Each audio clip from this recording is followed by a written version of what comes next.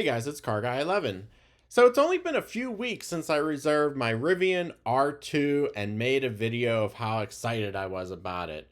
Well, I'm already second guessing my decision after learning some more about it. And today we're going to talk about why I may not go through with it. So let me start with my list of things I hate about the Rivian R2. And keep in mind, some of these are very minor, but some of them are not. And I am going to start with the things that I might not be able to live with. And that's including the number one item, no Apple CarPlay. You have to use the Rivian touchscreen system with the navigation, their built-in audio.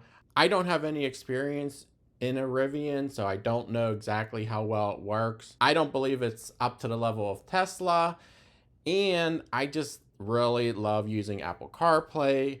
It's so easy to look up something on your phone, like before you even drive a destination, and then it's right there, ready to go in your car as soon as you connect to the vehicle. Also, music, all the other wonderful apps, even radar, maps. I mean, anything you could possibly want. It's always up to date. So I really love Apple CarPlay in a vehicle. This one could be a deal breaker and will be very hard to live without. So let's go on to number two, another pretty big one in my opinion, and that is no blended braking. And what I mean by that is it's similar to what Tesla does.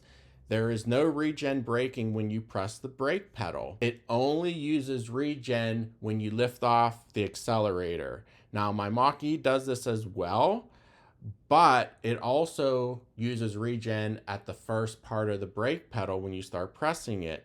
And I really love that. I do not use one pedal drive in my Mach-E, and I believe you can turn off regen in the Rivian, but then you're not going to get regen at all. So you're not recharging the battery when you're braking. So that's very unfortunate. You basically need to drive in one pedal mode to get regenerative braking.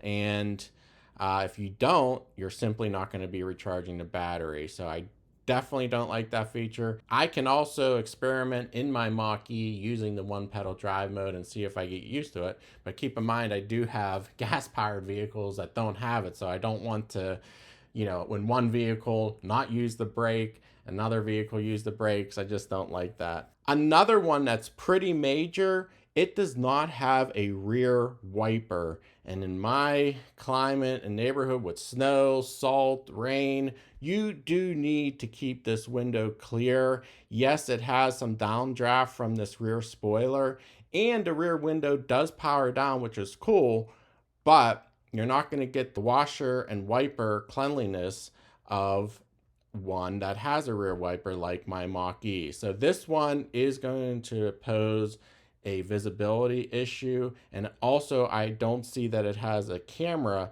as a rear view mirror either. So this one is pretty major in my opinion. Next, another fairly big one is the location of the charge port, and they moved it on the Rivians to the rear quarter panel right down here. This is going to have the new Tesla North American Charging Standard plug, which is nice and great, but in this location I would have to back up the vehicle in my driveway in order to charge it, where right now I just pull straight in and it's at the driver's side front, and very convenient. When you're getting ready to go in a car, you don't even have to walk behind the vehicle. It's right there, right before you get into the driver's door, even to unplug it and get going. This one, it's just not as convenient. I guess I could learn to live with this one as well, but definitely not in the best spot for me. The next item, it does not have a start button to turn the vehicle on or off.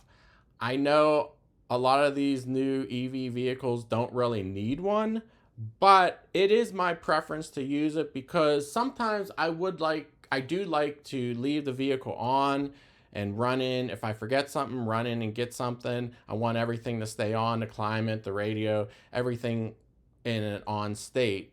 where this one, as soon as you leave the vehicle, it's going to be turning off and then it'll be turning back on and when you get back in. Or sometimes I want to have everything off and just sit in my vehicle in peace and quiet, and you can't do that in these vehicles. So it is my preference to have a start button, but this one I'm sure I can learn to live without. The next item is the door handles on the Rivians. On the video, RJ even uses two hands to actuate them. I want this to be a one-handed operation. In the Mach-E, it's simply a push button and they pop open, but in most other vehicles, it's simply one grab of the handle to open.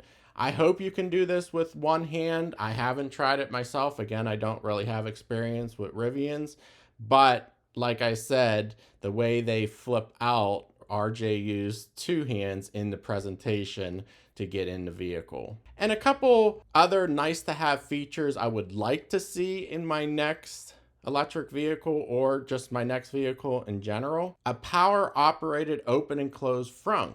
Now this one looked like in the reveal video, it would power open, but not power open. It would spring open, but you have to manually close it. And just for convenience, it would be nice to have it power open and close. And then on the interior, I would love to see cooled seats. I don't believe it's gonna have cooled seats based on the screenshots they showed of the infotainment screen. And even massage seats would be a dream to have in a daily comfortable vehicle, but again, not a deal breaker there either. So guys, that is my list. I know people may be triggered, but put it in the comments below. Do you agree or disagree with any of my list? Keep in mind, this vehicle is not coming out until 2026, so things could change here, hopefully for the better, and we'll see what happens at that time if I end up going through with it or not. But hope you guys enjoyed the video. Please give it a thumbs up, subscribe for more, and I'll see you in the next one.